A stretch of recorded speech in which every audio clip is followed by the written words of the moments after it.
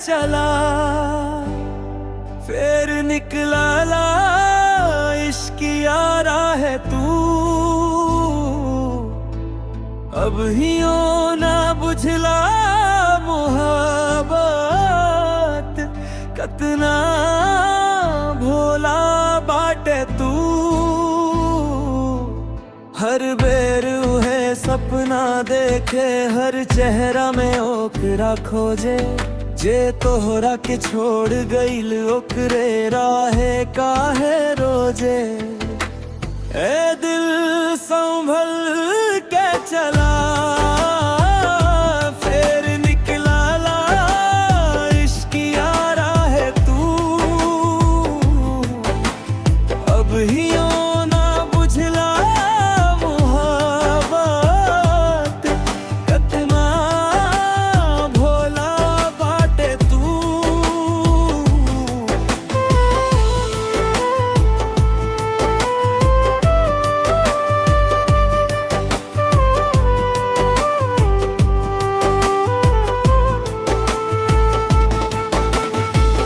जेकरा के अपना जान ला,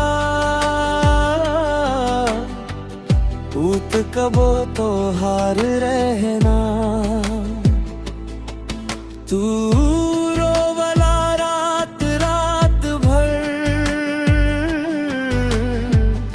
ओकरा पर असर पड़ना। टूटल सपना सीना से कब ले लगईबा। जे लवटे के चाहत नहीं खे, कब ले राहत के बा। ए दिल संभल के चला, फिर निकला ला इश्क यारा है तू। अब ही ओ ना बुझला कतना भोला बाटे तू।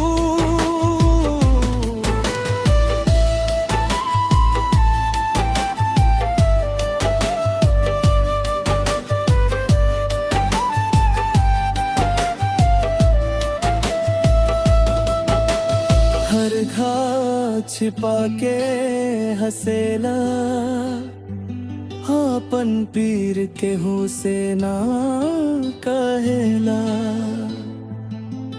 जे तो हर मोल न जानल सो करे, खातिर काहे तड़पेला। अब ता अपने से प्यार करा, अपन दिल के बात सुनन। हर बेर दोसरा खातिर काहे अपना से रूठन। एक दिन ऐसन आई ई दर्द धुआं बन जाई।